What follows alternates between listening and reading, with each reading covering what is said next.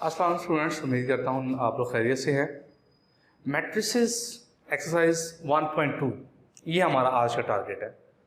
हम करें क्या, हम 1.2 एक्सरसाइज को डिस्कस करेंगे और उसके साथ फिर एक और इम्पोर्टेंट जो इसमें मल्टीप्लिकेशन ऑफ मैट्रिसेस जो है वो हम डिस्कस करेंगे कि मैट्रिसेस को मल्टीप्लाई कैसे किया जाता है। तो आज के लेक्चर में हम स्टार्ट करते हैं जी 1.2 को। इसमें जो क्वेश्चन है, क्वेश्चन नंबर 1, 2, 3 और 4। क्वेश्चन 1, 2, 3 क्वेश्चन 1 में चलें देख लें जी। उसमें ये है from the following matrices identify unit matrix, row matrices, column matrices and null matrix. मतलब आपने ये बताना है कि मैट्रिक्स आपको डिफरेंट दिए हुए हैं, आपने उनमें देख के बताना है कि नल मैट्रिक्स कौन सा है, कॉलम मैट्रिक्स कौन सा है, रो मैट्रिक्स कौन सा है। ये सारी चीज़ें जो है ये आपका कॉन्सेप्ट चेक करना चाह रहे हैं असल में कि जो आपने टाइप्स ऑफ मैट्रिसेस को समझा है। तो इस क्वेश्चन को देने का मकसद ये है कि आपको टाइप्स कितनी समझ आई है, सिर्फ इसका कंसर्न इसी के साथ है। और पेपर पॉइंट ऑफ व्यू में इसका कंसर्न कोई नहीं है इस क्वेश्चन का, सिर्फ आपने टाइप्स जो हैं उनकी डेफिनेशन और एग्जांपल्स ये याद करनी है। नेक्स्ट में भी उसने यही कहा है कि आप ये देखेंगे कौन कौन से मैट्रिक्स जो है वो यूनिट मैट्रिक्स हैं, स्केलर मैट्रिक्स है, डायगोनल मैट्रिक्स हैं, वो सारे इसी तरह के टाइप्स हैं वो आपको दी हुई हैं। क्वेश्चन 1, 2, 3 आपने नहीं करना, सिर्फ उसको अगर आपका नॉलेज चेक करना है अपना तो उसके लिए कर लें आप। हाँ, क्वेश्चन नंबर 4 जो है उससे हम स्टार्ट करते हैं। क्वेश्चन नंबर 4, क्वेश्चन नंबर 4 में क्या दिया हुआ है कि find the negative of matrices A B C D and E. मतलब आपको 5 मैट्रिसेस दिए हुए हैं और आपसे कहा क्या है कि आप इन मैट्रिसेस के नेगेटिव निकालें। नेगेटिव का मतलब क्या होता है, सिर्फ आपने करना क्या होता है, जो मैट्रिक्स दिया हुआ है उसके साथ नेगेटिव सिंबल लगा देना है और नेगेटिव सिंबल के साथ लगाने के बाद आपने उनके साइंस चेंज कर देने हैं। तो इसके कोई पार्ट्स हम देख लेते हैं। मिसाल के तौर पर ए लिखा हुआ है, find the negative of matrices, find the negative of given matrices. जी, ए दिया हुआ है 1, 0, -1। अब अगर इसका नेगेटिव निकालना है तो पहले तो आप सोल्यूशन लिखेंगे। सोल्यूशन लिखने के बाद नेगेटिव डायरेक्ट नहीं लिख देना। अगर इसका शॉर्ट क्वेश्चन है तो इसको आपने पहले जो क्वेश्चन गिवन है पहले वो लिखना है आपने 1, 0, -1। उसके बाद इसका नेगेटिव है तो वो नेगेटिव क्या होगा इसका -1 -a, तो वो होगा माइनस इंटू इसके साथ ही माइनस आएगा 0, -1 ये आ गया। अब -a किसके को ला रहेगा, अब सिंबल चेंज कर दें इसके 1, 0 और +1 आ जाएगा, -1 ये प्लस का मान है तो -1 हो जाएगा। तो इस तरह से किसी मैट्रिक्स का नेगेटिव निकाला जाता है।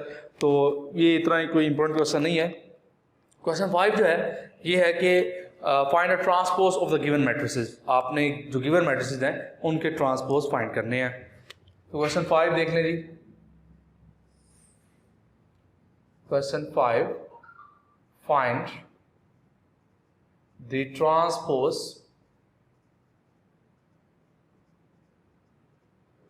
Of given matrices.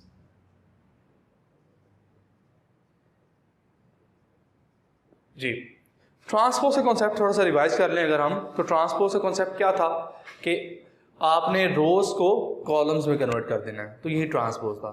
इसके लिए 2 बातें होती हैं, या तो आप रोज को कॉलम्स में कन्वर्ट कर लें या कॉलम्स को रोज में कन्वर्ट करें, दोनों बातें ठीक है इसकी। तो दिया हुआ है a इक्वल्स टू 1, 0 और -2, 0, 1 और -2 है।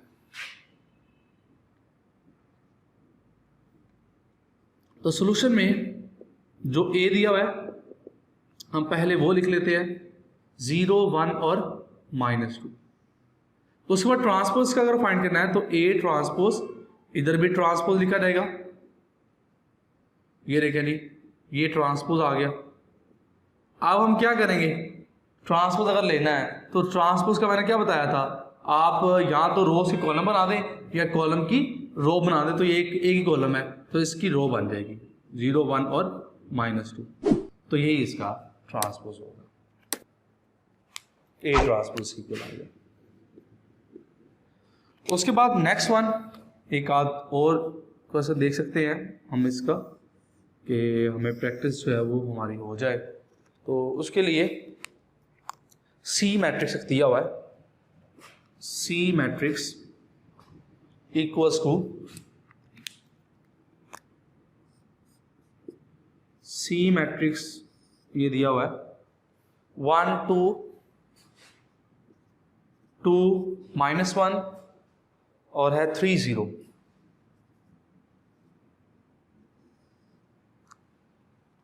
ये C मैट्रिक्स है।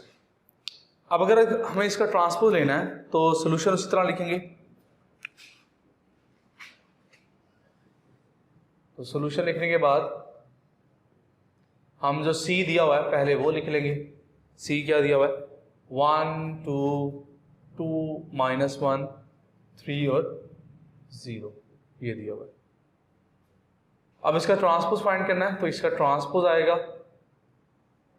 1 2 2 -1 3 और 0, तो इसका क्या आएगा ट्रांसपोज आएगा। अब ट्रांसपोज किस तरह से लेते हैं जी, हम रोज के कॉलम्स बना देते हैं। तो इस रो का जब कॉलम बनेगा तो 1 2 आएगा, इस रो का जब कॉलम बनेगा तो 2 -1 आएगा, इस रो का जब कॉलम बनेगा तो 3 0 आएगा। तो इस तरह से इसका ट्रांसपोज हमें मिल जाएगा। तो ये कॉन्सेप्ट था ट्रांसपोज का। उसके बाद नेक्स्ट जो क्वेश्चन है, जो आपका क्वेश्चन आता है क्वेश्चन नंबर 6, ये इंपॉर्टेंट शॉर्ट क्वेश्चन है। ये शॉर्ट क्वेश्चन आपको आ सकता है।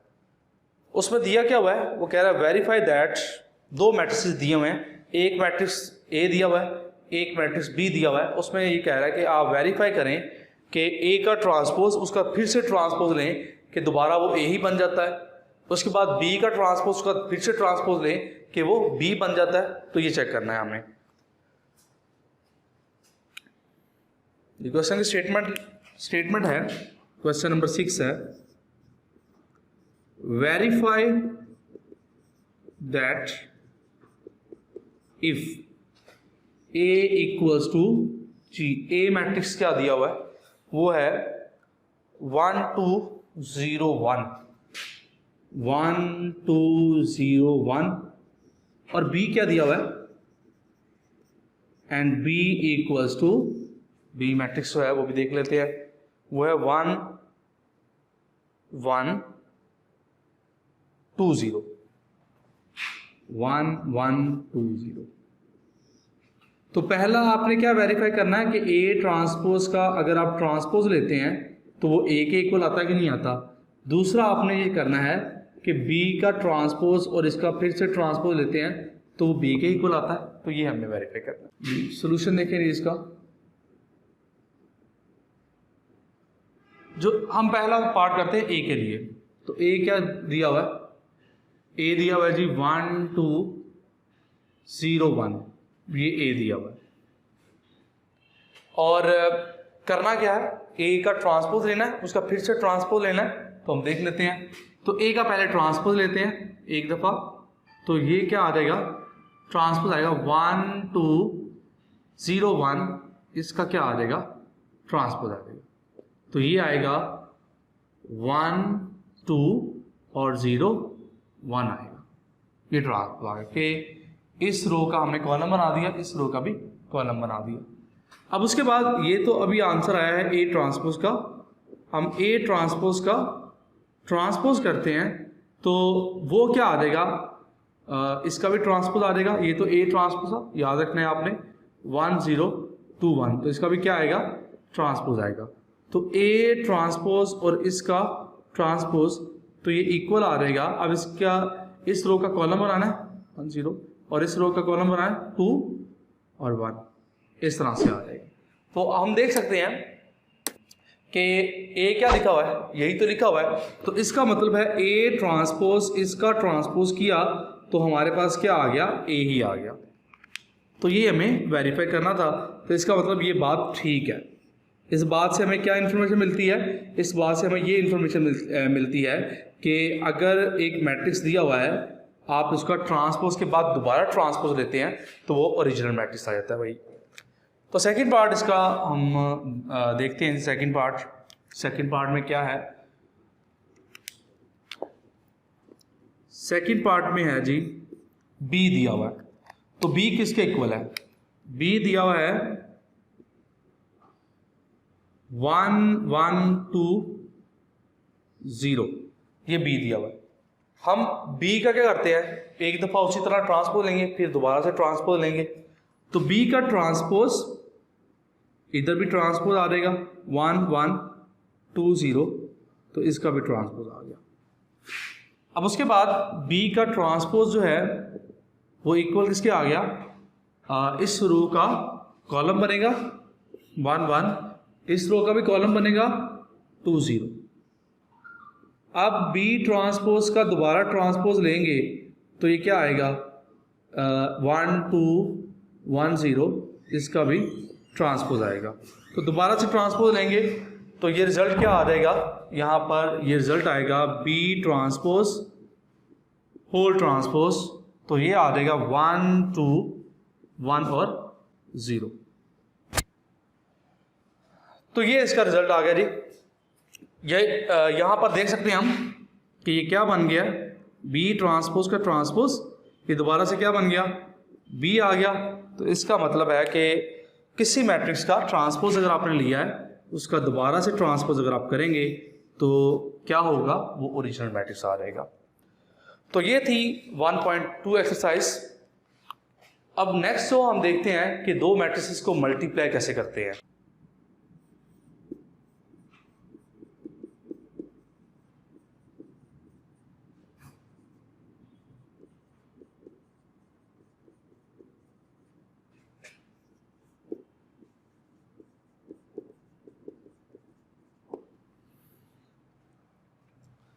अगर दो मैट्रिक्स आपको दिए हुए हैं और आप इनको ऐड करना चाह रहे हैं या सब्ट्रैक्ट करना चाह रहे हैं, तो उसके लिए ज़रूरी बात यह है कि उनका ऑर्डर सेम होना चाहिए। जब दोनों का ऑर्डर सेम होगा तो फिर उनकी एडिशन या सब्ट्रैक्शन हो सकती है। उसके बाद जो करस्पॉन्डिंग एलिमेंट्स होते हैं वही ऐड होते हैं या सब्ट्रैक्ट होते हैं। क्या मतलब है इस बात का?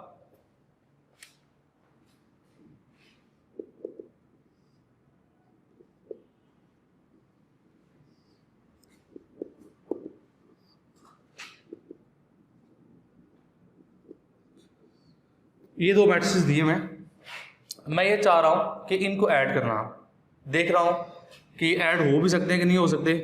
a प्लस बी, तो a क्या है? 1 5 6 और 3, और b क्या है? -2 0 3 और 5। तो ये फर्स्ट एलिमेंट अगर है तो ये फर्स्ट एलिमेंट के साथ ऐड होगा 1 -2। सेकेंड एलिमेंट के साथ 5 + 0। थर्ड एलिमेंट थर्ड वन के साथ, या ये एलिमेंट जो है ये इसके साथ ऐड होगा। तो इस तरह से एडिशन की जाती है।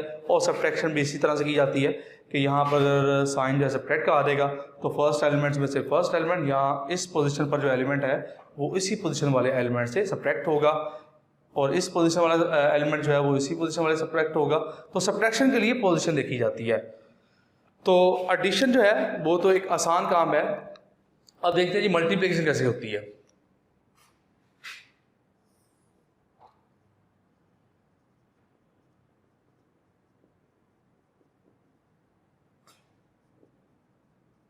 दो मैट्रिसेस अगर आपको दिए हुए हैं, आपको कैसे पता चलेगा कि वो मल्टीप्लाई हो सकते हैं कि नहीं हो सकते? उसके लिए एक वर्ड आपने याद रखना है, CR। जी, C पहले लिखा है। C को हम कह सकते हैं कि ये कॉलम्स का सिंबल यूज कर रहा हूं, कॉलम्स। और R क्या है? R रोज हम कह सकते हैं। तो दो मैट्रिसेस मल्टीप्लाई तब हो सकते हैं जब पहले के कॉलम्स और दूसरे की रोज की तादाद जो है वो इक्वल होगी। तो इस बात को हम नोट में भी लिख सकते हैं, to matrices are comfortable for multiplication if columns of first matrix equal हो जाए किसके जी, रोज ऑफ सेकंड मैट्रिक्स के।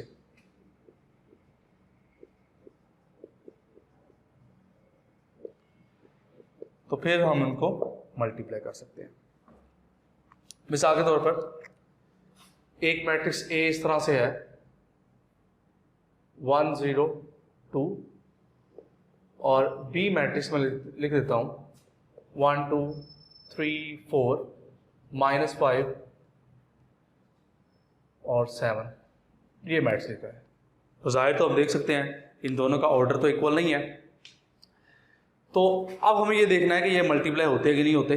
तो इसमें कॉलम्स की तादाद 1 है, इसमें रोज की तादाद 3 है, तो इट मीन्स ये मल्टीप्लाई नहीं हो सकते। हाँ, अगर बी कुछ इस तरह से हो,